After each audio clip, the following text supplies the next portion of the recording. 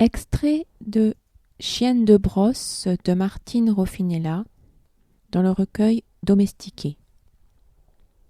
Jusqu'à l'âge de 50 ans, j'ai été fermement convaincu que la jouissance procurée par la masturbation égalait, ou à peu près, le plaisir engendré par une relation à deux.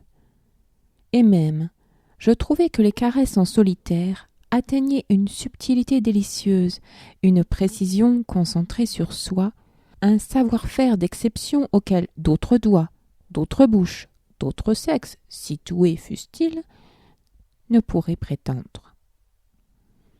En somme, je m'autosuffisais, sachant où me diriger pour susciter l'orgasme, connaissant par cœur, privilège de l'âge, les zones sensibles où m'aventurer, puis conclure. Je possédais un catalogue parfait de scènes préliminaires, sorte de décors allégoriques que je plantais dans ma tête avant de me concocter, image après image, une petite demi-heure de délassement sexuel. Mon répertoire de masturbation était, à vrai dire, relativement classique. C'était toujours les mêmes séquences qui m'amenaient à une certaine chaleur, induisant la moiteur puis l'humidité nécessaire à mes va-et-vient. D'abord surgissait un homme très bien monté, un animal du point de vue du membre, qui arrivait là, la queue raide et longue, les cuisses tendues comme des arcs, les fesses rondes telles des pommes vertes, la bouche tordue de concupiscence. Un homme aux abois, bourré de désir jusqu'aux yeux, cherchant une proie aisée et doté d'un orifice capable d'accueillir son sperme abondant.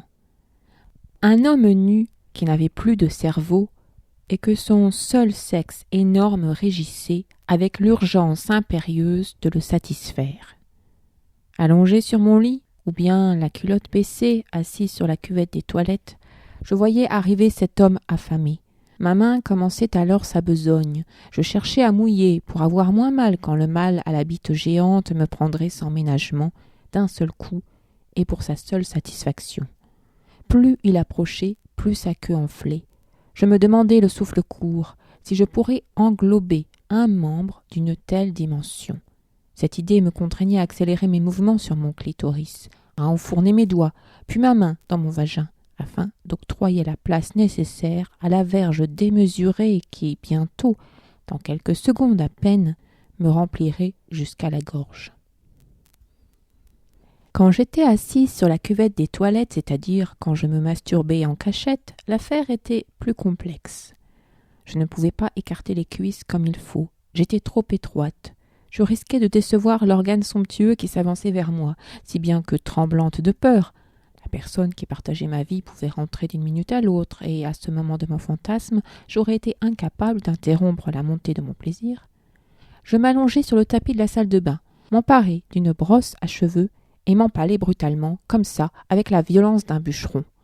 C'était un empalement rudimentaire, le sexe surhumain qui s'activait dans ma cavité ne cherchait aucunement à me procurer du plaisir. D'ailleurs, je ne discernais pas même le visage ou la gueule de l'animal qui me chevauchait. Je ne voulais pas savoir, c'était un inconnu qui me défonçait, la brosse à cheveux s'activait, plus violente à chaque mouvement, mon poignet devenait blanc sous l'effort, le manche me perforait, on aurait dit qu'il s'obstinait à me transpercer pour jouir.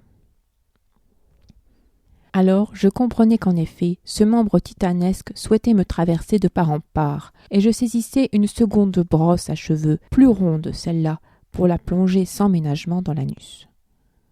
Comme je devais garder une main disponible pour flatter mon clitoris, je m'asseyais, le manche de la brosse dans l'anus, sur le sol cette fois.